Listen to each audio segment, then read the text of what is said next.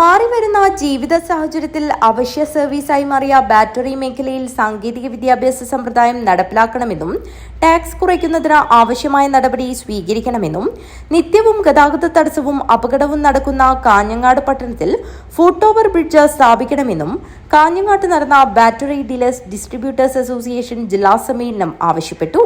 വ്യാപാര ഭവനിൽ നടന്ന സമ്മേളനം സംസ്ഥാന പ്രസിഡന്റ് സുരേഷ് പട്ടാമ്പിയും പ്രതിനിധി സമ്മേളനം സംസ്ഥാന ജനറൽ സെക്രട്ടറി അൻവർ ഖാനും ഉദ്ഘാടനം ചെയ്തു. അതിന്റെ ഒരു ഒത്തൊരുമ ഇവിടെ കാണുമ്പോൾ ഈ രീതിയിൽ ഇതിന് അറേഞ്ച്മെന്റ്സ് ചെയ്തിട്ടുള്ള ഇവിടുത്തെ ജില്ലാ നേതൃത്വത്തിനും ഇവിടുത്തെ ഈ ഒരു BDA ടീമിനും വേണ്ടിയിട്ട് നല്ലൊരു ക്ലാപ്പ് തന്നെ നമുക്ക് കൊടുക്കേണ്ടതുണ്ട്. ശബ്ദം പോരാ, ഒന്നുകൂടി ഓക്കെ. ഇപ്പൊ നമുക്കൊരു എനർജി വന്നില്ലേ?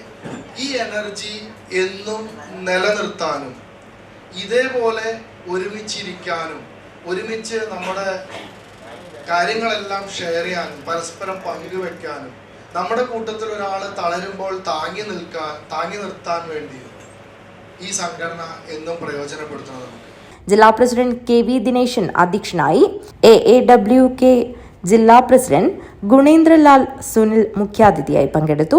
ജില്ലാ ജനറൽ സെക്രട്ടറി KV ശശികുമാർ പ്രവർത്തന റിപ്പോർട്ട് അവതരിപ്പിച്ചു. സംസ്ഥാന treasurer Ashraf Veerali, vice president KU Kaladharan, joint secretary Lijuraj, സ്വാഗത സംഘം chairman VP Gopalakrishnan, convener AV Vamanan, ജില്ലാ സെക്രട്ടറിമാരായ M പ്രദീപ്, K മധു എന്നിവർ സംസാരിച്ചു.